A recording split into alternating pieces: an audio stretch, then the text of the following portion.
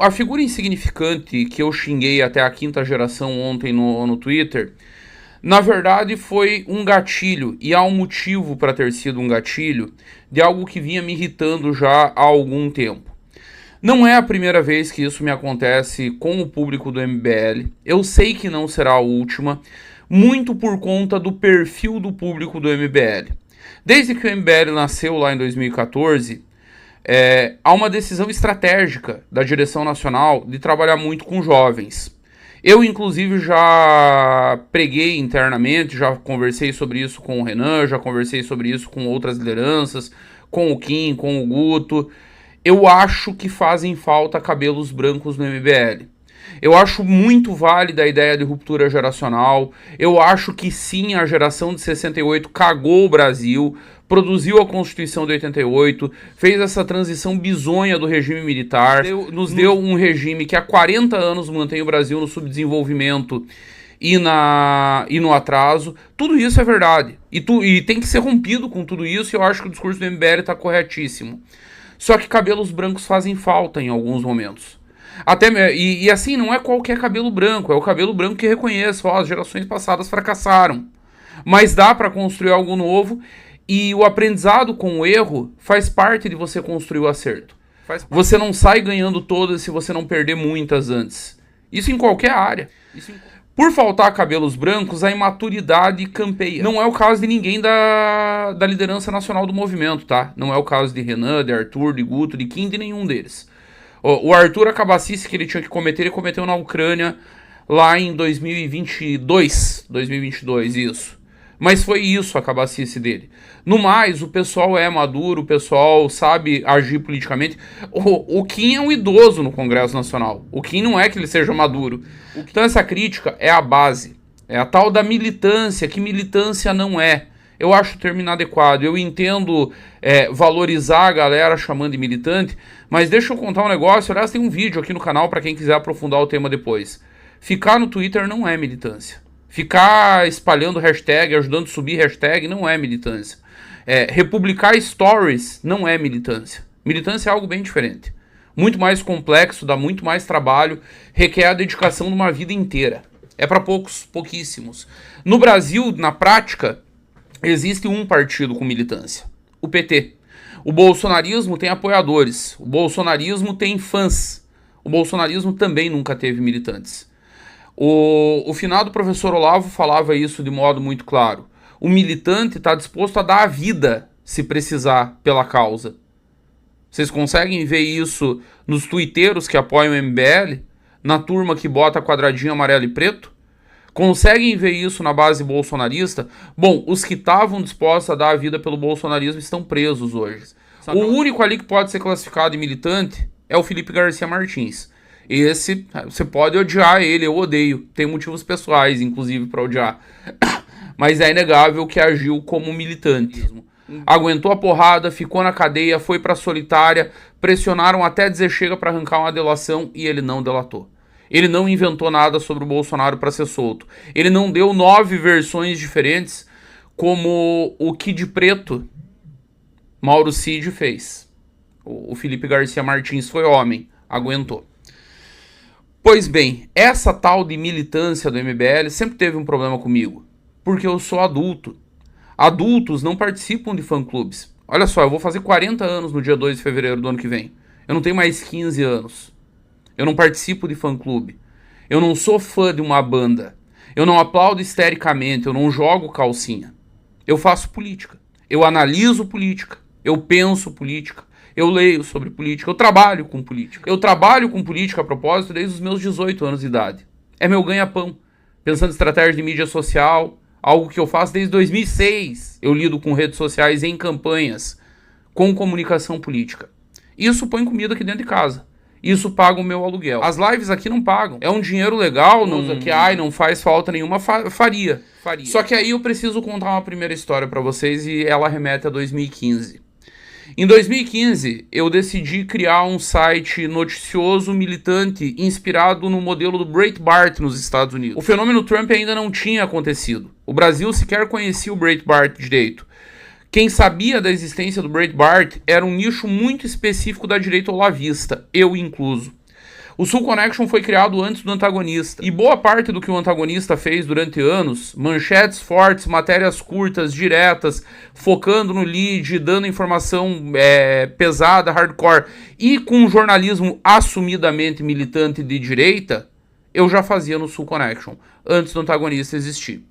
Eu era parceiro lá no Sul Connection de um querido amigo lá do Rio Grande do Sul, Guilherme Macalossi. O Lauro esteve comigo no Sul Connection. Tem um outro amigo nosso que mora no Texas, o Rodrigo Nunes, estava conosco lá no Sul Connection. Um outro querido amigo meu que hoje está no México estava no Sul Connection. Enfim, reuni uma turma muito boa por lá. E o momento não poderia ser mais oportuno. Eu tive a sorte de criar um veículo militante de direita em um momento em que, lambidas as feridas da derrota da eleição de 2014, a direita brasileira se reerguia. Vocês não sabem o que foi a depressão pós-2014. Pós-derrota do Aécio, o papo era o seguinte: acabou, o PT nunca mais sairá do poder. Se eles ganharam a eleição com a economia em crise, com uma presidenta impopular que não completa uma frase, imagina quando o Lula voltar em 2018. Acabou, estamos ferrados, nunca mais a oposição vai governar o Brasil. Todo mundo sabe que não foi o que aconteceu. Houve um imenso ascenso da direita que se inspirou nas jornadas de 2013, no Não Vai Ter Copa de 2014, na própria eleição do Aécio de 2015. Toda essa energia conseguiu se reagrupar depois de lamber as feridas com a derrota de 2014 e passa a militar no movimento do impeachment. Sul Connection criado, o MBL é criado um pouquinho antes, no final de 2014, depois das eleições. Eu conheci Renan, Alexandre, Pedro Deirô na época da campanha do Aécio, o próprio Kim Kataguiri. Eu sabia da existência deles na época da eleição do Aécio no segundo turno. Eles tinham uma agência de publicidade antes da eleição, não tinha nada a ver com o movimento político, era só uma agência de publicidade que fazia marketing político. Os vídeos maravilhosos, o Renan com boininha do Che Guevara no vídeo, os vídeos sensacionais da campanha do Paulo Batista. E aí, no segundo turno, eu estava na coordenação nacional de redes sociais do Aécio, subiu muito a estrutura, foram contratados muitas equipes diferentes para encorpar a campanha, e uma dessas equipes foi a equipe que tinha feito a campanha do Paulo Batista no primeiro turno. Foi aí que eu conheci os meninos. Quando terminou a eleição, isso está no livro Não Vai Ter Golpe, o Alexandre puto, no dia em que nós perdemos a eleição, criou um evento no Facebook. Sim. O evento era: se Dilma não sair, São Paulo vai parar. E foi dormir, porque tava puto. Fez o evento sem nenhuma pretensão maior. No outro dia já tinham dezenas de milhares de pessoas confirmadas. No final, praticamente 1 milhão de pessoas confirmou participação no evento. Uma coisa gigantesca. E aí surge o MBL, que lidera o processo de impeachment. E vejam só a curiosidade, é dessa época a minha ruptura com o Olavo e com esse setor que depois viraria o bolsonarismo, que na época ainda era algo muito incipiente, muito incipiente. Existia um início de culto à personalidade do Jair, fruto das aparições dele na Luciana Gimenez e no CQC, mas não era ainda um fenômeno de massas. O MBL começa a liderar as primeiras manifestações. O Olavo aparece, grava vídeos, faz lives e diz que o Kim é um gênio, que aqueles meninos de São Paulo eram maravilhosos. Obviamente ele estava tentando cooptar pela lisonja.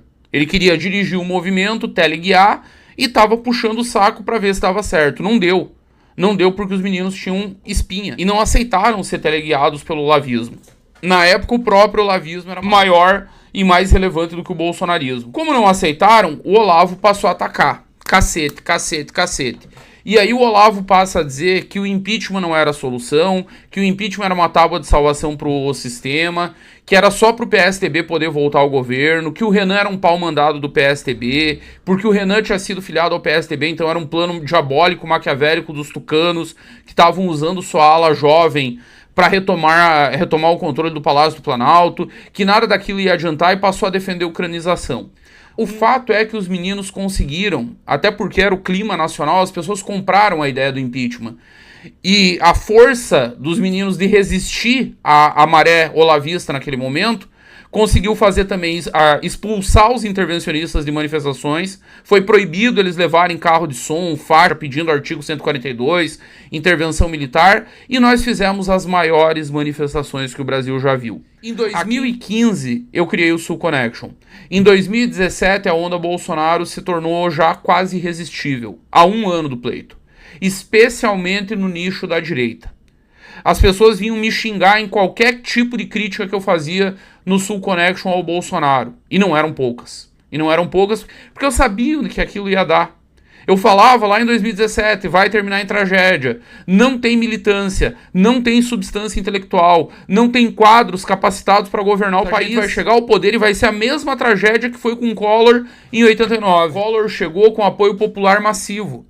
Collor era mais jovem, e olha só, é basicamente o mesmo fenômeno. Collor, um político tradicional das Alagoas, que na véspera da eleição faz a ruptura e se apresenta como outsider. Igualzinho o bolsonarismo faria lá em 2017. Não tinha partido, não tinha quadros, não tinha projeto de país. Resultado, impeachment, inelegibilidade, humilhação, fim do movimento colorido e a direita brasileira 30 anos com a cabeça enfiada na terra, com vergonha. Eu sou de um tempo...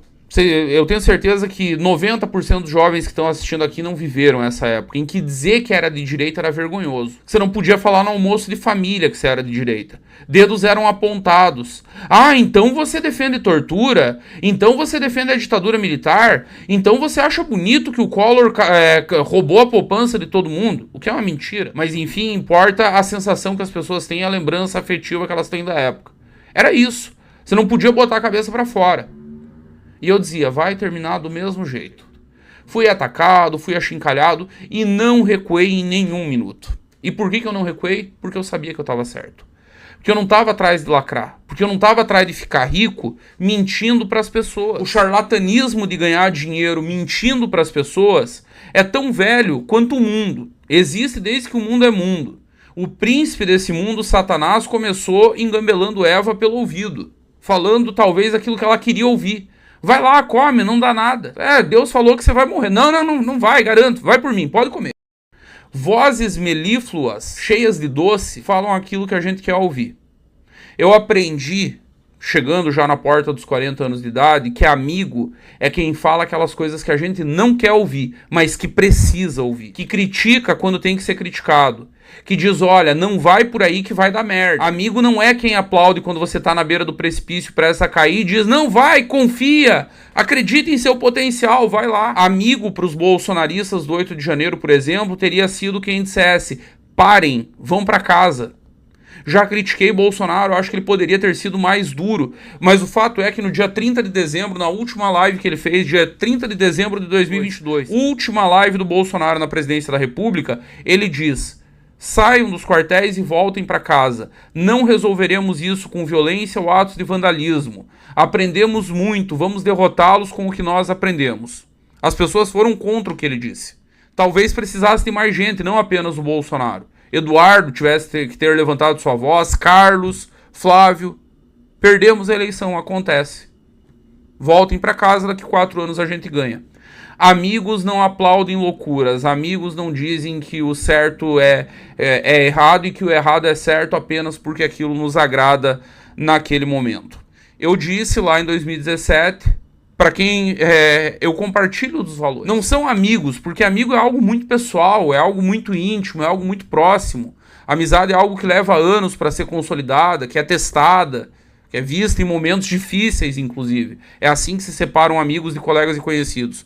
Mas há, é claro, da minha parte, uma afinidade espiritual com os brasileiros que compartilham os valores que eu compartilho.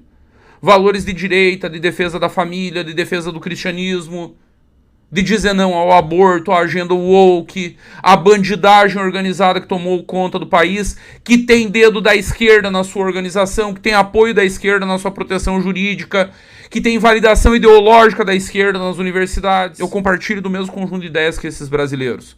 Então, quando eu analiso o cenário, eu só tenho uma coisa na minha mente.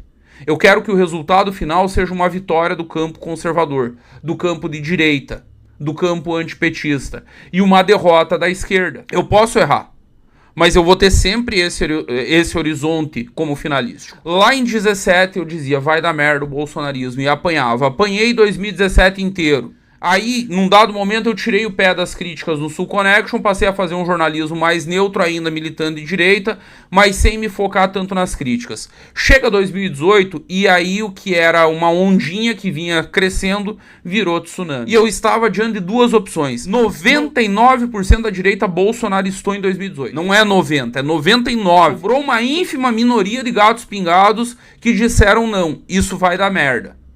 Isso não tem como dar certo. Eu estava entre esses gatos pingados. Eu tinha duas coisas na minha frente. O meu público era bolsonarista. O AdSense estava crescendo. Eu trouxe, por exemplo, a notícia de que a Dilma cogitou implantar estado de defesa no dia da votação do impeachment, negado pelo governo à época e confirmado pelo general Vilas Boas em entrevista às páginas amarelas um ano depois. Trazia furos, trazia informações exclusivas, trazia bastidores que ninguém mais tinha, que eu tinha aqui de Floripa, ligando para meia dúzia de amigos em Brasília. O que eu faço hoje com vocês aqui nas lives, eu fazia lá em 2018 e o site crescendo, e o AdSense crescendo, mas o meu público bolsonaristou. Então eu tinha duas opções já da minha frente. Ou eu ia ficar rico em 2018 virando bolsonarista, mas assim, ia lavar de ganhar dinheiro, ia ver meu AdSense estourar, como aconteceu com uma porção de gente, tá? Um monte desses sites, fábricas de fake news, disseminadores de teoria da conspiração bolsonaristas, ficaram ricos nesse período. E hoje sumiram, desapareceram com o bolso cheio de grana, dos coitados que acreditaram neles. Mas ficaram muito ricos. Eu poderia ter feito isso. Eu fechei o site. Porque era a única outra opção aceitável. Eu não tinha uma terceira opção naquele momento. E aí eu me foquei em cuidar da minha vida pessoal, profissional, trabalhar em campanhas, ganhar meu dinheiro honesto, trabalhando, depois com consultoria, depois com assessoria do deputado Valdir Cobalcini, que muito me honra ter feito sua assessoria de comunicação na Assembleia Legislativa, uma parceria aí de 20 anos com o deputado Cobalcini. Eu fui cuidar da minha vida. Fiquei sem expressão pública. Basicamente mantive meu Twitter, meu Facebook, não tinha nem Instagram nessa época, o Instagram eu fui criar depois, e fui tocar a minha vida. Repito, eu não vivo de like, eu não vivo de engajamento. Eu não sou candidato a nada, eu nunca fui e nem pretendo ser. Já me pediram milhões de vezes aqui nas lives, ai, Bisotto, você tem que ser candidato, ai, porque você tinha que disputar, ai, porque... Gente, eu não sou candidato a porra nenhuma. Eu brinquei, eu criei um meme aqui, que é o meme da candidatura a senador, que eu topo, com apoio do Espiridião Amin, do MDB e do Velho da Van. Quem é daqui de Santa Catarina sabe que esses três agentes nunca conversarão. Até se encontram, batem papo, convivem civilizadamente. O Espiridião Amin é oposição ao MDB aqui no estado há 40 anos. Eu brinco com isso porque, para deixar claro, eu não sou candidato a nada. E nem candidato a ficar rico como influencer. Se eu quisesse isso para minha vida, era lá em 18. Eu tive a janela na hora que abriu. Não é agora que o bolsonarismo tá indo pra cadeia. Não é agora que o Jair Bolsonaro tá tendo que dormir com o PF dentro do quarto dele. Eu tenho amigos no bolsonarismo que muito me honram com a sua amizade. Tem um deles que esteve aqui na live do Kim Paim, o Daniel Ramos. É uma amizade que vocês não imaginam o quanto me honra. Eu sou amigo do Daniel desde 2007. Eu conheci o Daniel quando ele era marqueteiro da governadora Ieda Cruzius, no Rio Grande do Sul. A governadora mais perseguida da história desse país, a política mais injustiçada da história desse país. Uma hora eu conto a história da Ieda. Se Deus permitiu, eu ainda trago a Ieda aqui pro canal. O Lauro é amigo dela, daqui a pouco a gente conversa. A Ieda, o que o Rio Grande do Sul fez com essa mulher, vocês não fazem ideia. Vocês não fazem ideia. RBS, governo Lula, Tarso Genro, Ministério da Justiça, Polícia Federal, sindicato e professor, o inferno. Foi a última governadora do Rio Grande do Sul que entregou o estado com as contas no azul. Recebeu a destruição da sua vida em troca. O Dani era marqueteiro da Ieda. Eu conheci ele em 2007. Em 2010, o Dani começou a trabalhar com o Onyx Lorenzoni. O Dani me colocou no gabinete do Onyx em 2016, na época do impeachment. Eu tive com o deputado Onyx, foi a única vez que eu tive com ele, inclusive. Tomamos chimarrão no gabinete dele lá em Brasília, batemos uma longa conversa, falamos de muitas coisas. O Onyx me segue no Twitter e eu bati no Bolsonaro pelos 4 anos de governo dele. Eu bati no Bolsonaro na eleição, o Onyx me segue no Twitter. Dê uma olhadinha lá, Onyx Lorenzoni. Nós nos seguimos mutuamente. Vocês acham que se eu quisesse virar bolsonarista eu teria dificuldade de ter feito o acerto lá atrás? De dar o salto lá atrás? De ir atrás de emprego, de grana? Pedir pro velho da Havan anunciar e criar um gigantesco canal pra mim? Vocês acham que eu teria alguma dificuldade de fazer isso? Aliás, vocês já pararam pra refletir que eu moro num estado bolsonarista? Que empresários daqui bancariam um canal explicitamente bolsonarista para eu dizer também o que eles querem ouvir? Por que eu não fiz isso até hoje? Por que da noite pro dia, quando tá todo mundo indo pra cadeia, quando Eduardo Bolsonaro tá exilado, eu resolvi virar bolsonarista? Olha só. Eu tenho merda na cabeça, eu sou idiota. Talvez, e só talvez, ainda exista quem faça política com a consciência. O meu caso é esse. Eu não faço política por conveniência. Eu não tô na política por negócio. Eu não tô pra ficar rico vendendo óleo de cobra.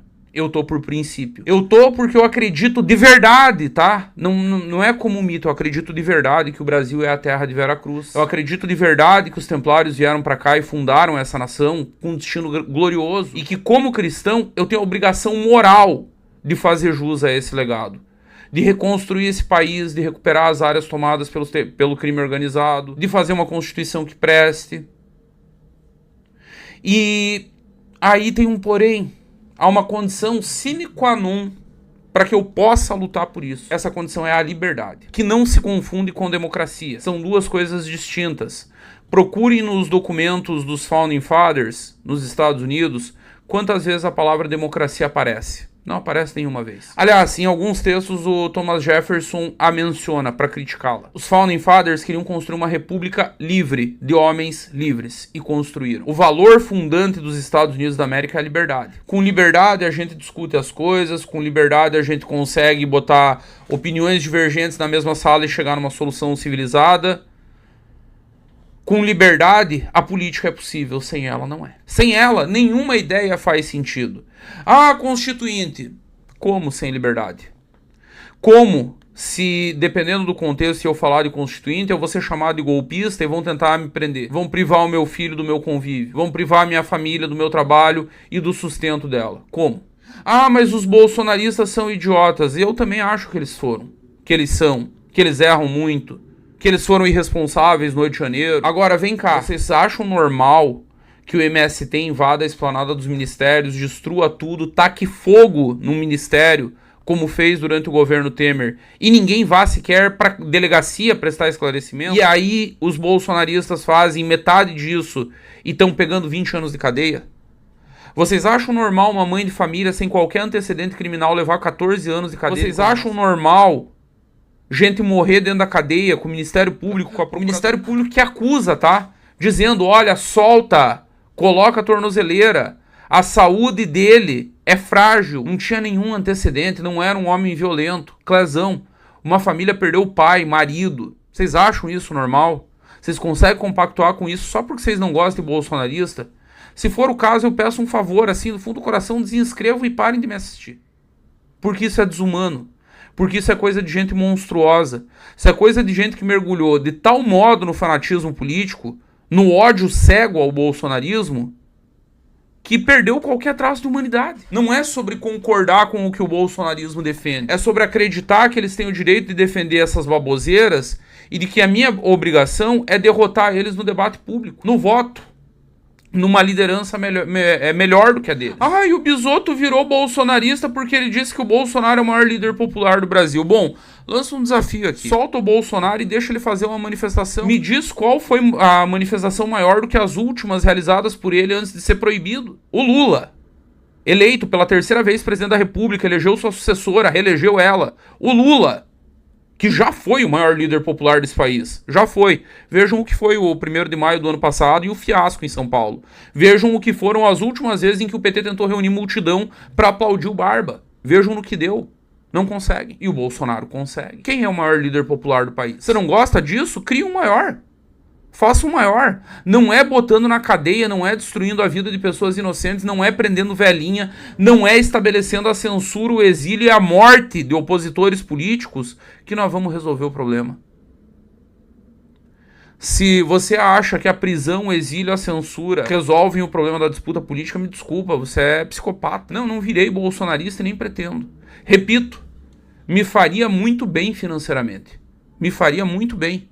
Se eu perdesse toda a base do MBL e trairasse e virasse bolsonarista e começasse a lacrar com mitada a partir de hoje, amanhã meu canal tem 100 mil inscritos. O Kim me dá meia dúzia de RT, o Kim Paim, e eu vou para 100 mil inscritos na corrida. Eu trago o Eduardo Bolsonaro aqui e faço live com 1 milhão de pessoas assistindo. Se eu quisesse, eu faria isso. E a inveja de quem era bolsonarista até fevereiro, que é o caso desse rapaz com quem eu fiz a treta ontem, é disso. Porque ele adoraria ter feito isso na fase bolsonarista dele. Mas não pode, porque gente oportunista, gente pequena, gente rasa, gente burra, não consegue chegar alto. Não estabelece relações porque também não tem postura. Não sabe como se comportar. Age como Maria Futriqueira, como lavadeira de serraria. Porque não tem substância.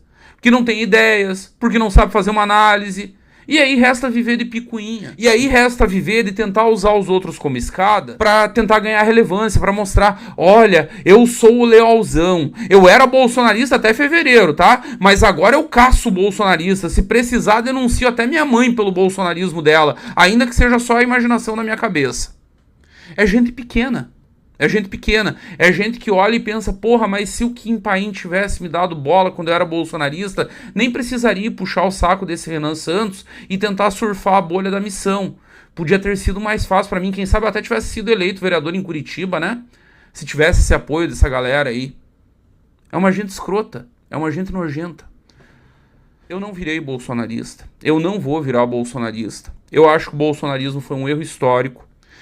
Eu já falei em outros momentos aqui no canal também que eu acho que em alguma medida amadureceu, mas de outro lado eu acho que o momento político nem cabe mais discussões aprofundadas aqui sobre grandes projetos de direita para o Brasil do modo geral, porque a grande disputa que resolverá o futuro do Brasil está dada. De um lado tem o consórcio PT e STF. Do outro lado, você tem Eduardo Bolsonaro e o governo dos Estados Unidos. Um dos dois vai levar e vai levar tudo. E vai levar tudo. E pro resto sobrarão as batatas. Não será os vencedores, será os perdedores. Aos perdedores, as batatas. É isso que vai sobrar, seja qual dos dois que ganhe. Então, debater grandes projetos aqui se tornou uma bobagem, por enquanto. Eu espero que o Eduardo ganhando ainda sobre alguma margem de manobra para a liberdade. Com o petismo eu tenho certeza que não sobra. Com o petismo e com o STF eu tenho certeza que não sobra. Aos que estão se iludindo, ai, mas nós da missão nunca vamos fazer um 8 de janeiro, não precisa. Basta uma live falando em buquerização e nova Constituição que, gente, se eles estão fazendo isso com o bolsonarismo, um movimento que fez quase 60 milhões de votos, com um líder que fez quase 60 milhões de votos, o que vocês acham que eles vão fazer com um partido recém-fundado? Reflitam. Se eles conseguirem derrotar o Eduardo e o governo dos Estados Unidos com a força que eles vão ter ficado, o que vocês acham que eles vão fazer com um movimento que tem lives e meia dúzia de fãs na internet?